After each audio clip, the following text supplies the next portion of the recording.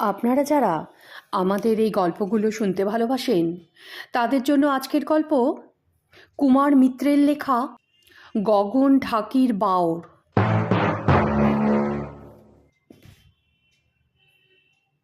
আজ নিরামিষ না আমিষ, কোনটা মন চাইছে? এই বলে কিশোরী কাকা সস্নেহে আমাদের দিকে তাকালেন। আমরা সমস্বরে চেঁচিয়ে বললাম, আমিষ আমিষ, উগ্র আমিষ।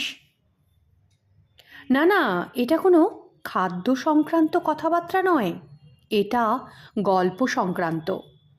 কিশোরী কাকার মতে ছোটদের বলার মতো গল্প তিন রকম: নিরামিষ, আমিষ আর উগ্র আমিষ।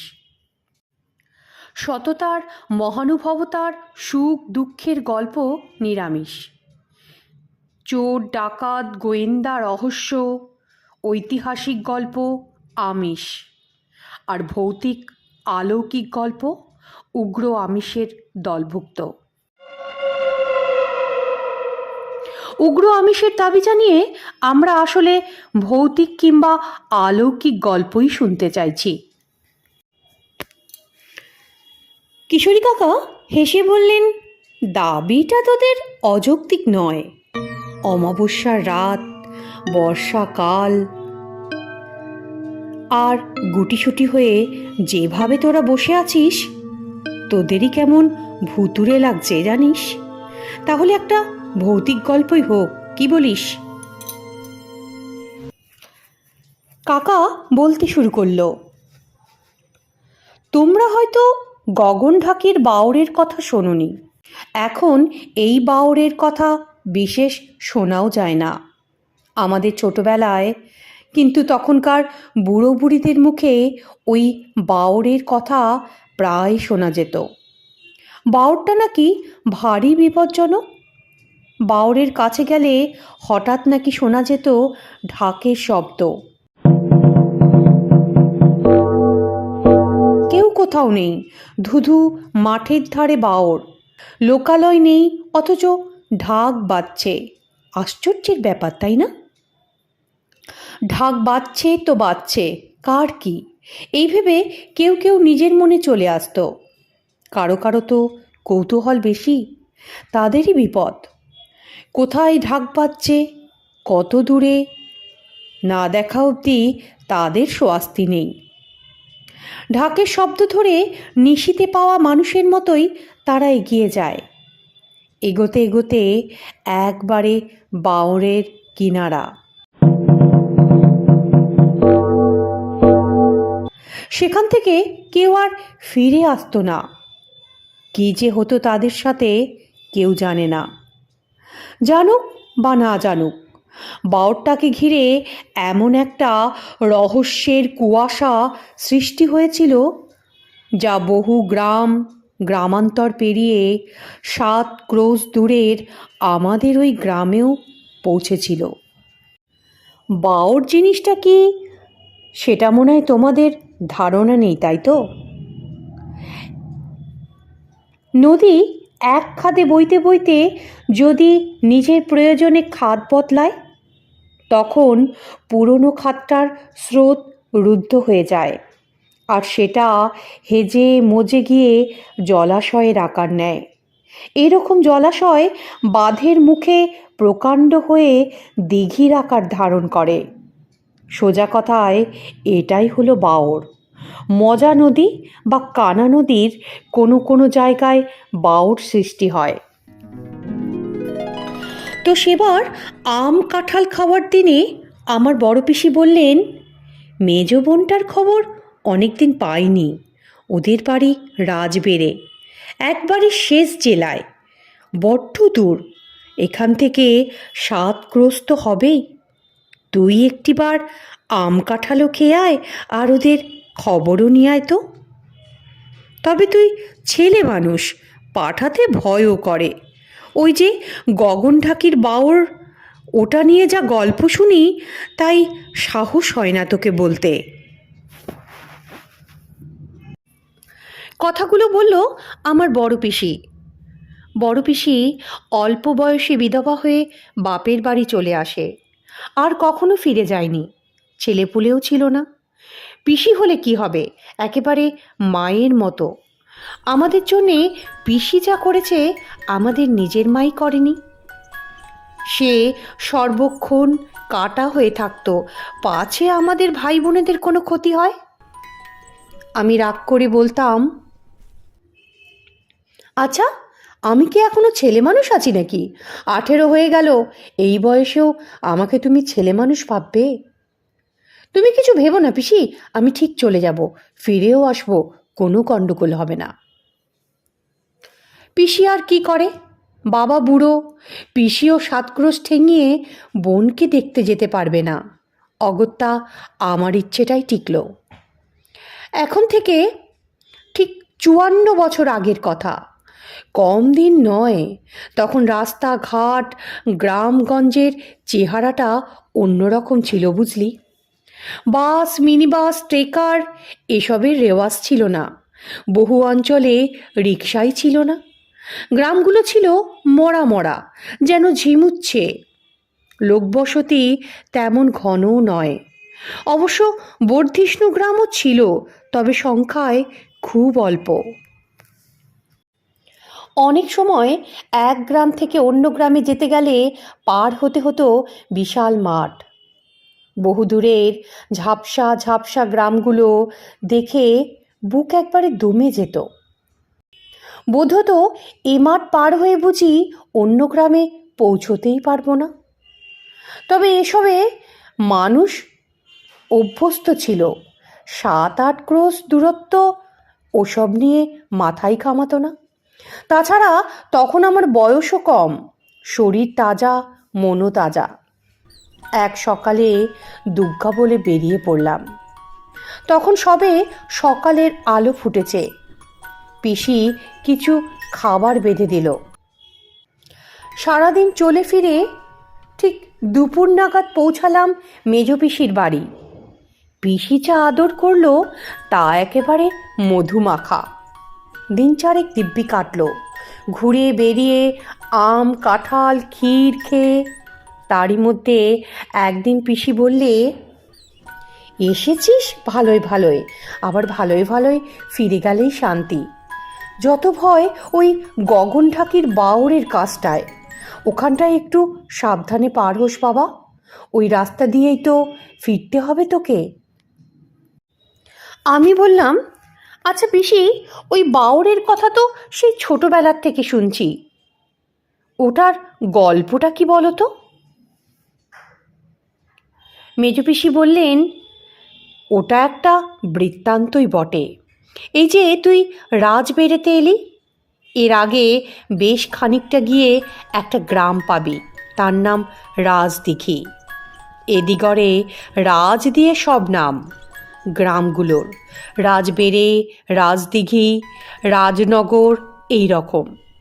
বোধহয় এদিকের অনেক রাজা কিনা জমিদারের বাস ছিল। তখন তো লোক জমিদারকে রাজাই বলতো। তা ওই রাজদিঘিতে ছিল মস্ত এক জমিদার, নাম ছিল মহিম রায়। জমিদার অত্যাচারী হবে, সে আর আশ্চর্য কি। ওই মহিম রায়ও ছিল সাংঘাতিক অত্যাচারী। লোকে আড়ালে বলতো মহিম রায় নয়, ওর নাম হিম রায়। ওর নাম শুনলে সকলের হাড় হিম হয়ে যেত। রাজদিঘিতে ছিল নানা জাতের লোক। বামুন কায়েত যেমন ছিল, তেমনি ছিল নিচু ধরনের মানুষেরও বাস। তারা থাকতো আলাদা পাড়ায়। রাজদিঘির এক ধারে ছিল মুচিদের পল্লী। জুতো তৈরি করে পাল পার্বণে ঢাক বাজিয়ে তাদের দিন চলত। তখন রায়বাড়িতে দুর্গোৎসব হতো জাঁকজমক করে। মহিম রায়ের বাবার আমলে দুর্গাপূজার সময় ঢাকিরা পয়সা পেত, বস্ত্র পেত, দেবতার ভোগও পেত। জমিদারের জয়ধ্বনি দিতে দিতে পুজোর শেষে তারা বাড়ি ফিরত। কিন্তু মহিম রায়ের আমলে তাদের কপাল পুড়ল।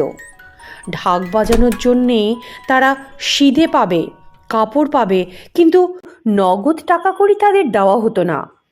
এই অন্যায় আবদারও অনেকে মেনে নিল, কেউ কেউ মানতে পারল না। তাদের মধ্যেই একজন ছিল গগন ঢাকি।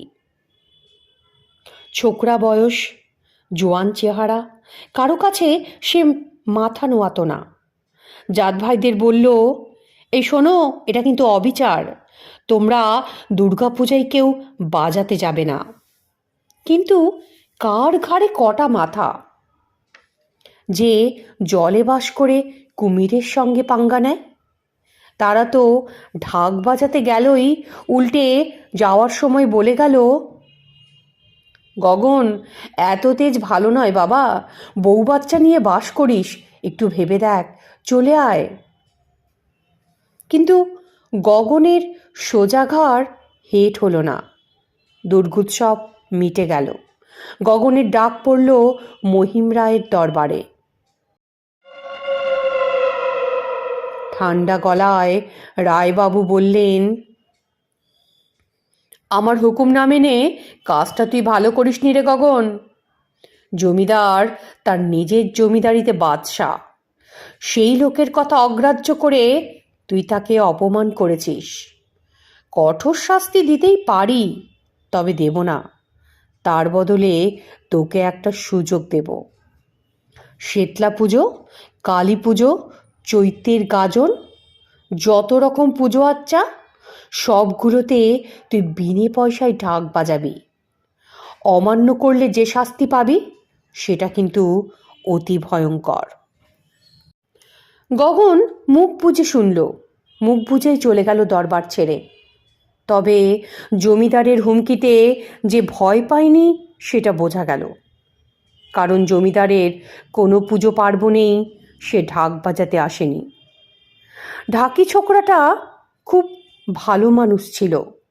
অনেকের পুজোয় সে শুধু প্রসাদ খেয়েই বাজাতো, পয়সা পর্যন্ত নিত না। তাহলে জমিদার কি দোষ করলো? সেটাই হচ্ছে আসল কথা। আসল কথা হলো, জমিদারের চোখ রাঙানি সে সহ্য করতে পারেনি। সে কারো কাছে মাথা নামাতে রাজি নয়। ফল যা হবার তাই হলো। গগন ঢাকি হঠাৎ করে একদিন নিখোঁজ হলো। অনেক খোঁজাখুঁজি হলো তাকে। দিন কতক সবাই এ গ্রাম সে গ্রাম ঘুরে বেড়ালো তার খোঁজে। তারপর সবই একদিন শান্ত হয়ে গেল। সবাই ভাবল, মানুষটা গেল কোথায়? যদি খুনই হবে তাহলে মৃতদেহটা কই? এসব ভাবলেও সবাই মনে মনে ভালোই জানতো যে তাকে মেরে ফেলা হয়েছে।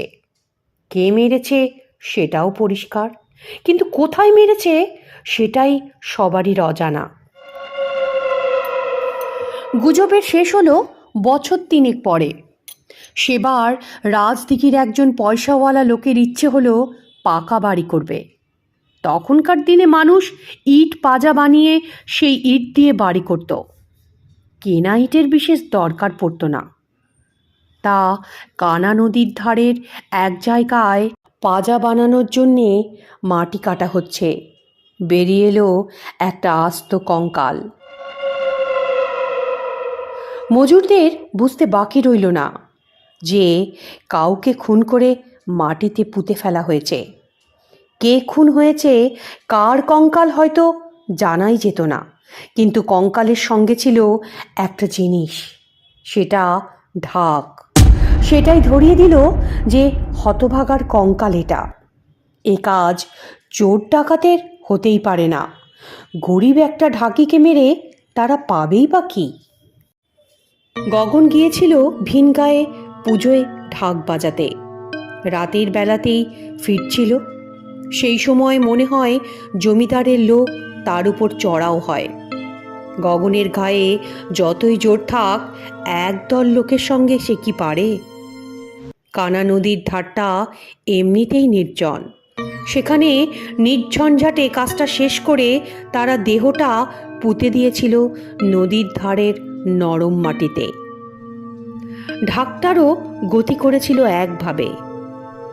পাপ কোনোদিনও গোপন থাকে না, গোপন রইলও না। মানুষ যা বুঝবার বুঝল, কিন্তু তাদের কি বা করার ছিল? শোনা যায় মহিম রায় নাকি তার দরবারে হাসতে হাসতে বলেছিল, মা চণ্ডী গগনকে শাস্তি দিয়েছে মনে হয়, বুঝলে? এ পর্যন্ত বলে পিসি চুপ। আমি জিজ্ঞেস করলাম, তা মহিম রায় যে এত বড় অন্যায় করল পিসি, তার শাস্তি হলো না? পিসি মাথা নেড়ে বলল, হয়েছে বই কি, সেটাও একটা ঘটনা। ততক্ষণে পিসি মুখে এক খিলি পান পুড়েছে। আবার বলতে শুরু করলো সে। মহিম রায়ের তখন বয়স হয়েছে, তবু কাঁচা বয়সের তেজ অটুট। আজও তার পোশাক আশাকের বাহার আছে, চেহারাও ছিল দেখবার মতো। তখন তো আর গায়ে গঞ্জে তেমন মোটর গাড়ির চল হয়নি, যাতায়াত হতো পালকিতে। জমিদারের মাইনে করা লোক ছিল, তারা পালকি বইত। সেবার মহিম রায়ের মেয়ের বিয়ে। সম্বন্ধ এসেছিল ছোট বাকুলির জমিদার বাড়ি থেকে। ধন দৌলত হাক ডাক, সে জমিদার মহিম রায়ের এক কাঠি উপরে। এরা রায়, ওরা চৌধুরী। দুপুরুষ আগে এদের মধ্যে একটা মহল নিয়ে মামলা হয়েছিল। এতকাল পরে সেসব কেউ মনে রাখেনি। আর পাত্রপক্ষ থেকেই সম্বন্ধ এসেছিল, তাই মহিম রায়ও রাজি হয়েছে। পাত্রপক্ষ মেয়ে দেখে গেছে ইতিমধ্যে, তাদের মেয়ে পছন্দ। এবার ছেলে দেখার পালা। মহিম রায় লোক লস্কর সমস্ত নিয়ে এলাহি আয়োজন করে গেল ছেলে দেখতে। খাওয়া দাওয়া চুকলো দুপুরে, তারপর দক্ষিণ খোলা ঘরে গড়িয়ে নিতে নিতে বিকেল। ছোট বাকুলির জমিদার বলল, রাতটুকু কাটিয়ে যান রায়মশাই, ভোর ভোর বেরোবেন। ভাবনার কিছু নেই, আপনার বাড়িতে আমি খবর পাঠাচ্ছি। কানা নদীর কাছে ওইখানটায় লোকে বলে গগন ঢাকির বাওর, জায়গাটা নাকি ভালো নয়, বিপদ হতে পারে। মহিম রায় হয়তো রাতটা থেকেই যেত, কিন্তু ওই যে গগন ঢাকির নাম উঠল, তাতেই তার মেজাজ গেল বিগড়ে। বলল, না না, আমার পক্ষে থাকা সম্ভব নয়, আজই আমায় ফিরতে হবে। ছোট বাকুলির জমিদার ঠান্ডা মেজাজের, সে বাধা দিল না, বলল, আপনার যা ইচ্ছে। রাস্তা বেশি না, তাতেও ঘণ্টা তিনেক পালকি চড়ে যেতে হবে। তার উপর এমনিতেই রাস্তাঘাট পরিষ্কার নয়। রাতটাও চাঁদের আলোয় পরিচ্ছন্ন হলেও গ্রামগঞ্জের রাস্তা। লোকজন সব ধীরে সুস্থেই আসছে। যা ভালো মন্দ খেয়েছে তাতে হাঁটবার ক্ষমতা তাদেরও কম। কানা নদীর কাছে আসতেই কোথাও কিচ্ছু নেই, হঠাৎ কানে আসলো ঢাকের আওয়াজ।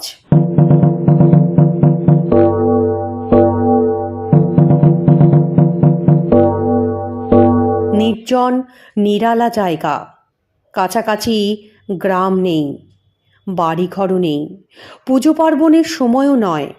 তাহলে ঢাক বাজছে কোথায়?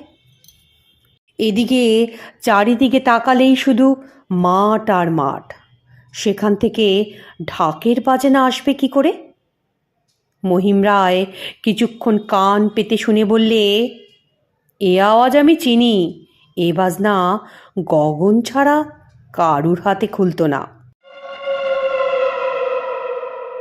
তাহলে ওর অভিশাপে কি শেষ পর্যন্ত ফলল? গগন মরবার সময় বলেছিল, আমার ঢাকের বাজনা যেদিন মহিম রায়ের কানে যাবে, সেদিনই তার শেষ দিন। আজই বোধ হয় সেই দিন। হঠাৎ মহিম রায়ের বড্ড তেষ্টা পেল, গা জ্বালা করে উঠল। সে বললে, আরে শোন, তোরা থামা, আমি একটু কানা নদীর থেকে জল ছিটিয়ে আসি চোখে মুখে। বড্ড তেষ্টা পেয়েছে আমার, বুকটা জলের জন্য হাহাকার করছে। এই বলেই পালকি থেকে নেমে মহিম রায় ছুটল নদীর দিকে। এমনভাবে গেল যেন কেউ তাকে টেনে নিয়ে যাচ্ছে। লোকজনও ছুটল পিছু পিছু, আটকাবার চেষ্টাও করল, কিন্তু মহিম রায়ের শরীর তখন মত্ত হাতির মতো। তাকে রোখে কে? রুখবেই বা কি করে? মরণ ডাকছে যে তাকে। তারপর কি হলো জানিস? হঠাৎ মহিম রায় পোশাক আশাক পরেই জলে ঝাঁপ দিল। সেই সময়ে এক আশ্চর্য কাণ্ড ঘটেছিল। আমি অধৈর্য বললাম, কি কাণ্ড পিসি, কি কাণ্ড? পিসি বললে, দুটো লিকলিকে সরু হাত জলের ওপর জেগে উঠে মহিম রায়কে টেনে নিয়ে গেল জলের ভেতর দিকে, সবার চোখের সামনে। আমি তখন আরোই অধৈর্য বললাম, কিসের হাত পিসি, কিসের হাত? পিসি বললে, আরে ওটা পানি মুড়ার জলভূত রে, জলভূত। মহিম রায় মারা গেল, কিন্তু শুধু মারা গেল না, তার মৃতদেহটা পর্যন্ত কেউ খুঁজেই পেল না। সেই থেকে ওই জায়গাটার ভারী বদনাম রে। আমি বললাম, আচ্ছা পিসি, তুমি এত কথা কি করে জানলে? মেজ পিসি পানের পিক ফেলে বললে, আরে জানবো না কেন? আমি যখন এ বাড়ির বউ হয়ে আসি তখন শ্বশুর মশাইয়ের কাছে শুনেছি, তখন তার বয়স ছিল ৭৫। তার ছেলেবেলাতেই নাকি এসব ঘটেছিল। হঠাৎ পিসি বলল, হ্যাঁ রে কিশোরী, তুই আবার ভয় পেলি না তো? এই শোন, পানিমুড়া ছোটদের ক্ষতি করে না, পাজি বদমাশদের করে। তুই তো বদমাশ নোস, ভয় পাস না, তোকে কিছু করবে না। আমি বললাম, তুমি ঠিক জানো পিসি, ওই পানিমুড়াই গগন ঢাকি? পিসি বললে, গগন ঢাকি ছাড়া কে হবে? ওকেই তো বাওরের ধারে পুঁতে ফেলা হয়েছিল। তবে শোন, ফেরার সময় সাবধানে যাস, বলা তো যায় না ভূত প্রেতের মতিগতি। বাড়ি ফেরার দিন পুটুলিতে পিসি অনেক কিছু বেঁধে দিল। বাগানের কলা, আম, নারকেল, নাড়ু, গুড়ের পাটালি। মেজ পিসিকে প্রণাম করে পুটুলি কাঁধে নিয়ে বেরিয়ে পড়লাম। বাদে বাদে আসছি, একটা দুটো রাহি লোকের সঙ্গে দেখা হয়। তারপর রাস্তা আবার নির্জন। বেশ আসছিলাম, কিন্তু ছেলে মানুষের মন আমার বড় কৌতূহল হলো, আর সেই কৌতূহল দমন করার ক্ষমতাও ছিল না আমার। একটু দেরি করে বেরিয়েছি বলে যখন বাওরের কাছে পৌঁছালাম তখন বেশ খানিকটা বেলা হয়ে গেছে। 10টা, 10:30 তো হবেই। বাওরের কাছে এসে মনে হলো লোকে এত কিছু বলে, কাছে গিয়ে দেখি তো সেখানে কি আছে। ওই তো ওইটুকু এক ফালি মাত্র জল, তাতে রুদ্র পড়ে চকচক করছে। আর আমি তো গ্রামের ছেলে, ওরকম মাঠ ঘাট নদী এসবে বেরিয়ে আমার অভ্যেস। তাছাড়া তখন আমার জল তেষ্টাও পেয়েছিল। বাওরের তরতরে জল কয়েক কাসলা খেলে মন্দ হয় না ভাবলাম, আবার ভাবলাম ওর পাশে বসেই একটু চিড়ে কলা খেয়ে নিলেই তো হয়। পেটের মধ্যেও তখন বেশ হাহাকার। বাওরের পাড়টা দু এক জায়গায় ফাঁকা, বাকি সব জায়গায় লম্বা লম্বা ঘাস দিয়ে ঢাকা। সেরকম একটা জায়গা, মানে ফাঁকা জায়গা খুঁজে আমি নামবো, ঠিক সময়ে কানে এলো ঢাকের আওয়াজ।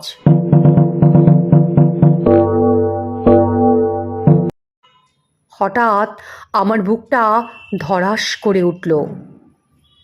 ভালো করে শুনলাম, মনে হলো কেউ যেন নেচে নেচে ঢাক বাজাচ্ছে। আমি অবাক চোখে চারিদিকে তাকাচ্ছি, কিন্তু কোথাও কেউ নেই। মনে হচ্ছে বাওরের জলের ভেতর থেকে বাজনা বাজছে। এদিক ওদিক যখন তাকাচ্ছি তখন হঠাৎ বাঁধের দিকে নজর পড়ল। আশ্চর্য ব্যাপার দেখলাম, কখন যেন একটা পালকি বাঁধের বটগাছের ছায়ায় এসে থেমেছে। পালকির সঙ্গে কিছু লোক। পালকি থেকে নামছে একটা লোক। তার চেহারা দশাসই, বয়সে ছোকরাও নয় বুড়োও নয়, টকটকে ফর্সা গায়ের রং, জেল্লাদার পোশাক, সাজগোজের বাহার দেখে মনে হচ্ছে সিনেমায় দেখা জমিদার। লোকটা এগিয়ে আসছে বাওরের দিকে, আর তার পেছনে বেশ কিছু লোক তাকে বাধা দেওয়ার চেষ্টা করছে, কিন্তু লোকটা কারুর কথা শুনছে না, যেন কোনো অদৃশ্য সুতোয় তাকে টানছে। বাওরের কাছে এসে লোকটা এক মুহূর্ত না দাঁড়িয়ে ঝাঁপ দিল জলে। আমি দেখলাম জলের মধ্যে থেকে দুটো লিকলিকে হাত বেরিয়ে এসে লোকটাকে টেনে নিয়ে যাচ্ছে জলের গভীরে। আমি দম বন্ধ করে জলের দিকে তাকিয়ে আছি। না, লোকটাকে উঠতে আমি দেখলাম না, না হাত দুটোকে দেখলাম, না মানুষটাকে। বাওরের জলে রোদ্দুরের যেমন ঝলকানি ছিল তেমনই ঝলকাচ্ছিল জল, যেন একটু আগে কিছুই ঘটেনি। যা দেখেছি চোখে সব মিথ্যে, সব মায়া। খানিকক্ষণ স্থাণুর মতো দাঁড়িয়ে থাকার পর বুঝলাম লোকটা মহিম রায় ছাড়া কেউ নয়। পরক্ষণেই চিন্তা হলো, কিন্তু মহিম রায়ের মৃত্যু তো ঘটেছে রাত্রে, আমি এখন দেখলাম কেন? মনে হলো গগন ঢাকি যেন বুঝিয়ে দিল রায়মশাই আশ্চর্য মৃত্যুটা গপ্প কথা নয়, সেটা বাস্তব। মহিম রায়ের মৃত্যুটা ওভাবেই ঘটেছিল। এই পর্যন্ত বলে কিশোরী কাকা একটা বিড়ি ধরালেন, তারপর বললেন, ওই বাওর এখনও আছে না মজে গেছে জানি না, হয়তো চাষবাস হয়। ওদিক পানে বহুকাল যাওয়া হয়নি তো, আর এতদিনে হয়তো গগন ঢাকির কথা মানুষে ভুলেই গেছে। এতটুকু বলেই কিশোরী কাকা হাঁটা দিলেন। ওনার এই এক বদ অভ্যেস, গল্প শোনানোর পর আর এক দণ্ডও দাঁড়াবেন না, পাছে তাকে অপ্রিয় কথা শুনতে হয়, হয়তো এই ভয়ে।